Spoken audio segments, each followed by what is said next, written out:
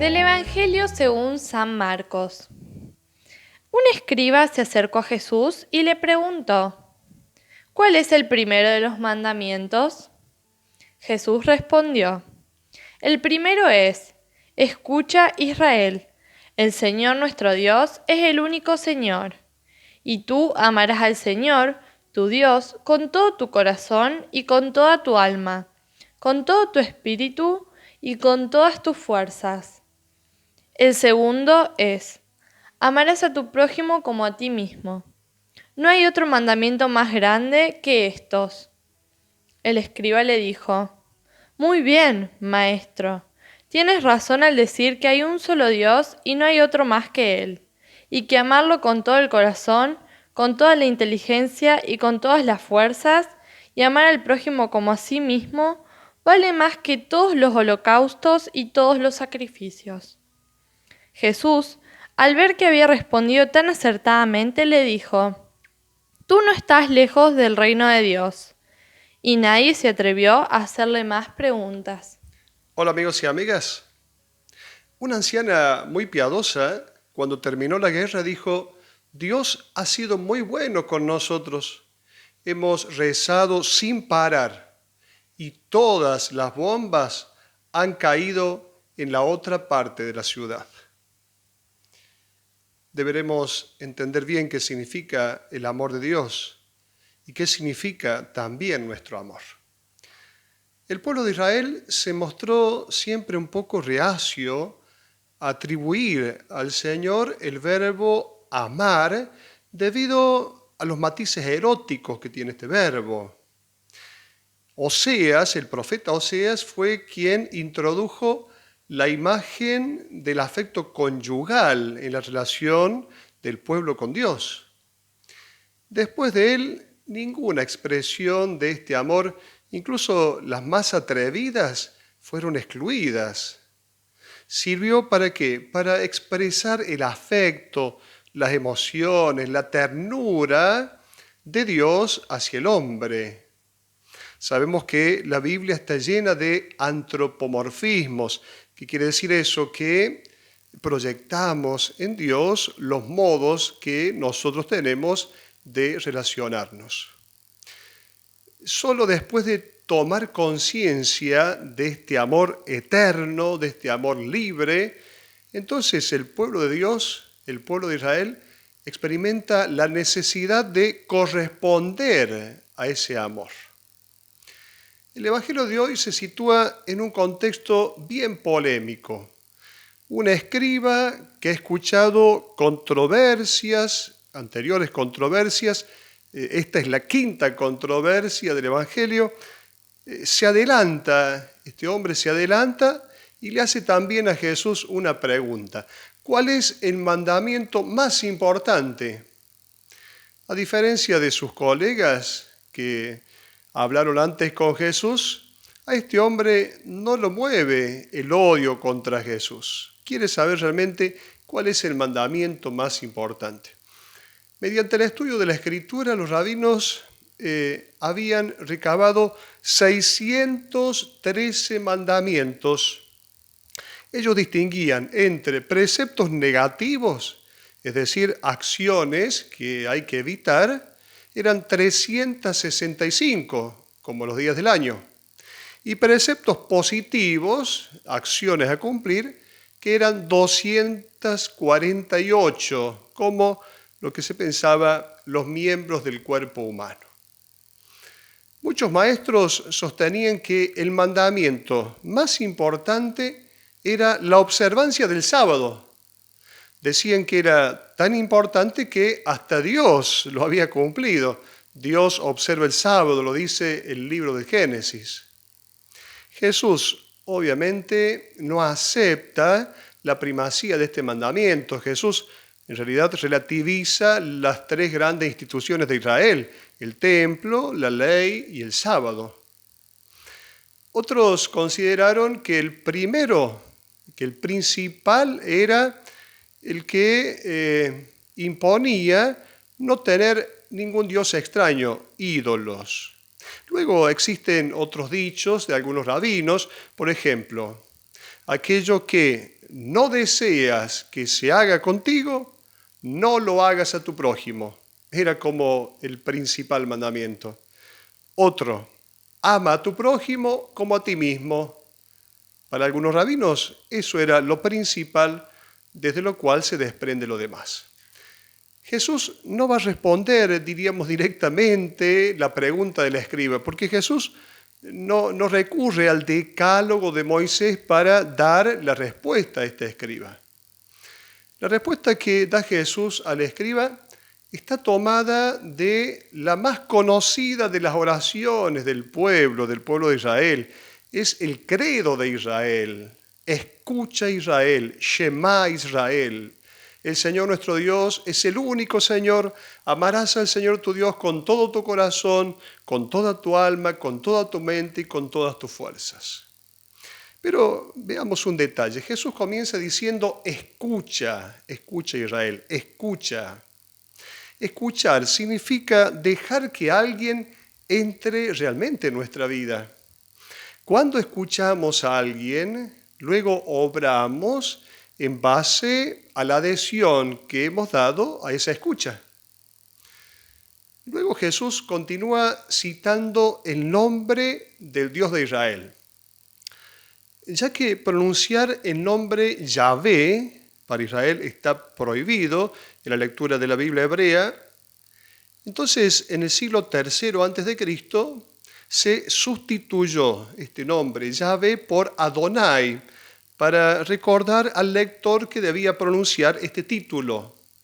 Por tanto, Yahvé se traduce al griego como Kyrios, es decir, Señor, Kyrios, Señor. Por lo tanto, es como si Jesús dijera, tenés que escuchar a este Dios, escuchar qué te dice este Dios. Él es el liberador, el padre de los pobres, de las viudas. Es un Dios que ama a su pueblo. Escuchar, dijimos que es dejar entrar a este Dios y luego entonces ver en la historia lo que Dios ha hecho por su pueblo. ¿Cuál es el peligro? El peligro es escuchar a otros dioses. ¿Qué otros dioses? El Dios del poder, el Dios del tener, el Dios del placer, el Dios de la apariencia, que en realidad son dioses falsos. Los dioses falsos son ídolos. ¿Qué significa idolatría? Significa constituir como absoluto algo que es totalmente relativo. Esa es la idolatría. A continuación, sin que le preguntaran, Jesús añade un segundo mandamiento que está tomado del libro del Levítico. Amarás a tu prójimo como a ti mismo, en el capítulo 19 del Levítico. El contexto de este amarás a tu prójimo como a ti mismo, el contexto de este mandamiento es muy bello en el libro del Levítico. Cuando un propietario que tenía su tierra realizaba la cosecha del trigo, no tenía que recoger toda la semilla del campo, tenía que dejar algo para que también los pobres pudieran sacarse parte de esa semilla. Amar significa tomar posición a favor de la vida del hermano. El amor es la decisión que surge de una convicción, la convicción de buscar siempre el crecimiento espiritual, el bien integral de una persona. Dios debe ser amado con todo el corazón, dice el texto, con todo el alma y con todas las fuerzas, el libro del Deuteronomio capítulo 6. Pero para Jesús esto no es suficiente, por eso hay un añadido. A estas tres facultades Jesús le agrega con toda la mente. Esto es importante. ¿Por qué? Porque la fe no es racional, pero la fe es razonable. La mente, el pensamiento, entra en mi acto de fe.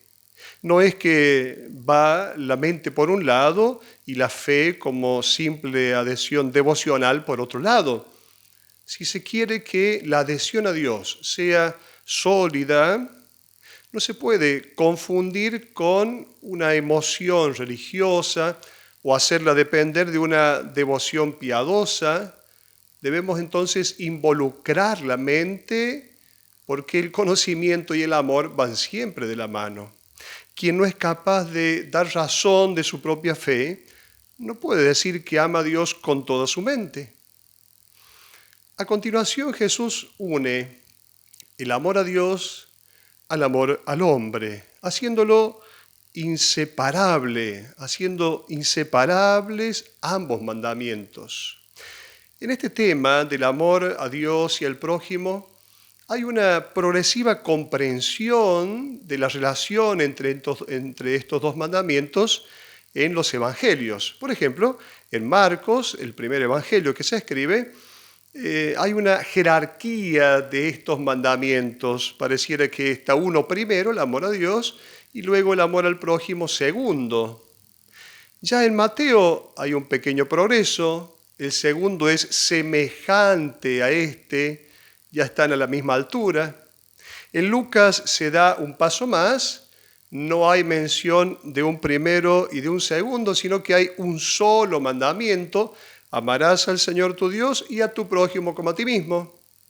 Finalmente, en el Evangelio de Juan, el último Evangelio, Jesús declara: este es mi único mandamiento, que se amen unos a otros.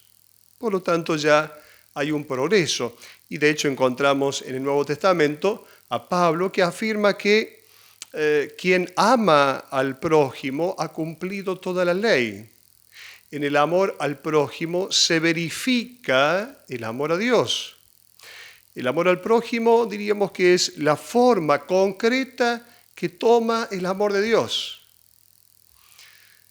El amor a Dios y el amor al prójimo no deben ser entendidos entonces como dos realidades contrapuestas, como si para observar un mandamiento le tuviéramos que quitar tiempo al otro mandamiento. No es así. Amar a Dios no significa darle algo a Dios, bueno, un tiempo de oración, cierto momento litúrgico, ciertas canciones, y entonces ya con eso cumplo con el amor a Dios. Sino que amor a Dios significa compartir su proyecto en favor del hombre, recibir su amor y derramarlo a los demás. Prójimo es quien quiera que se encuentre en una necesidad, sea amigo, sea enemigo. Entonces, amar a Dios finalmente es dejarse amar por Dios. La Biblia dice entonces que el amor a Dios es con todo el corazón. ¿Qué es el corazón? Para los semitas, el corazón era la sede no solo de las emociones. Para nosotros, el corazón es la sede de las emociones, los sentimientos. Fundamentalmente para ellos es la sede de la racionalidad y de las decisiones. Amar a Dios con todo el corazón significa darle el control a Dios de las decisiones, de todas las decisiones y de todos nuestros sentimientos, claro que sí. También significa mantener un corazón indiviso, un corazón donde no haya espacio para los ídolos. Si es el Señor quien con su palabra llena el corazón, no hay que dar ya entonces ningún peso, ningún lugar a la codicia del dinero, a los caprichos, a las ambiciones, a la hora de hacer nuestra opción por la palabra de Dios, hacer la opción de aceptar el mensaje de Dios en nuestro corazón. Luego, con todo el alma en la Biblia equivale a la vida. ¿Qué quiere decir esto? No se puede malgastar ni un instante de la vida estando en desacuerdo con el proyecto del Señor. Luego, con todas las fuerzas, con la palabra fuerza, los israelitas indicaban también los bienes materiales. Por eso siempre están dispuestos, debemos estar dispuestos cuando sea necesario, sacrificar aquello que nosotros tenemos para hacer nuestra adhesión de fe. El verbo que utiliza el Nuevo Testamento para decir amar aquí es el verbo agapao, un verbo que en el griego clásico ya estaba casi en desuso. El Evangelio lo toma, el verbo agapao. ¿Qué es este verbo? expresa el amor oblativo, el amor incondicional. Se trata entonces del amor gratuito. Es un principio de acción y no no simplemente una acción, diríamos, regida por los sentimientos. Es un verdadero principio de acción. Amar no significa entonces sentirme bien con alguien, solamente eso. No, amar significa la decisión de hacerle bien a alguien. El sentido de la existencia es llegar a ser nosotros mismos. Nacemos nosotros de manera germinal o embrionaria, diríamos. La existencia se nos da para terminar de completarnos. Hemos nacido como una mitad. La vida se nos ha dado para hacer florecer la otra mitad de quienes somos y así entonces poder completarnos. En el extraño dinamismo del amor, más te doy, más tengo. El amor es esa inevitable realidad que nos posibilita llegar a ser completos. Hasta la próxima.